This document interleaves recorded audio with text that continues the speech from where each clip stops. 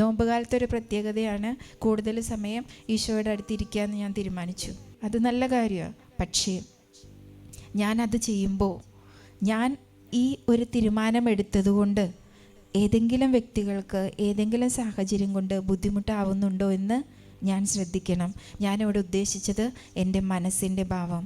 ഞാൻ ഈശോയുടെ മുൻപിലിരിക്കുമ്പോഴും എന്നെക്കുറിച്ച് പരാതി പറഞ്ഞവരെ, എന്നെ ഈ അവസ്ഥയിലേക്ക് ആക്കിയവരെ, എനിക്കെതിരെ നിന്നവരെ, അല്ലെങ്കിൽ എൻ്റെ വീട്ടിൽ എനിക്ക് ക്ഷമിക്കാൻ പറ്റാത്ത വ്യക്തികളെ, ഇവരെയൊക്കെ ഞാൻ അതേ അവസ്ഥയിൽ തന്നെ ക്ഷമിക്കാൻ പറ്റാതെ, സ്വീകരിക്കാൻ പറ്റാതെ, മനസ്സിലെ വെറുപ്പും വിരോധമൊക്കെ വെച്ചുകൊണ്ടാണ് എൻ്റെ നോമ്പെങ്കിൽ, എൻ്റെ ഉപവാസമെങ്കിൽ, അതൊക്കെ കഴിഞ്ഞ് കഴിയുമ്പോൾ, ഈ 50 ദിവസം കഴിഞ്ഞ് ഈസ്റ്റർ ആഘോഷം കഴിയുമ്പോൾ ചോദിക്കാനായിട്ട് ഇടവരും.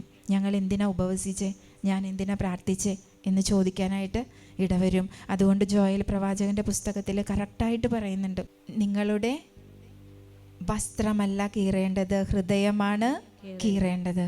നമ്മളെപ്പോഴും കേൾക്കണതാ, നോമ്പുകാലത്ത് പ്രത്യേകിച്ച് എല്ലാവരും നോമ്പുകാല ചിന്ത തരുന്നൊരു കാര്യമാണ്, ഹൃദയമാണ് കീറേണ്ടത്, വസ്ത്രമല്ല കീറേണ്ടത്. അതായത് ബാഹ്യമായ രീതിയിലുള്ള നോമ്പാനുഷ്ഠാനങ്ങളിലല്ല ദൈവം പ്രസാദിക്കുക, മാനസികമായ ആന്തരികമായ നമ്മുടെ മനോഭാവത്തിൽ. ഈ മനോഭാവത്തിൽ വരുന്ന പരിശുദ്ധി ഇല്ലായ്മ, നഷ്ടപ്പെടുത്തലാണ് നമ്മുടെ അനുഗ്രഹങ്ങളൊക്കെ തട്ടിക്കളയുന്നത്. അത് തിരിച്ചറിയണം എൻ്റെ പ്രിയപ്പെട്ടവർ, അത് തിരിച്ചറിയണം. എന്നിട്ട് നോമ്പെടുക്കണം, എന്നിട്ട് ഉപവസിക്കണം, എന്നിട്ട് തമ്പുരാൻ്റെ കൂടെ ആവണം. നിങ്ങളുടെ ഒരു അനുഗ്രഹവും നഷ്ടപ്പെടുത്തില്ല.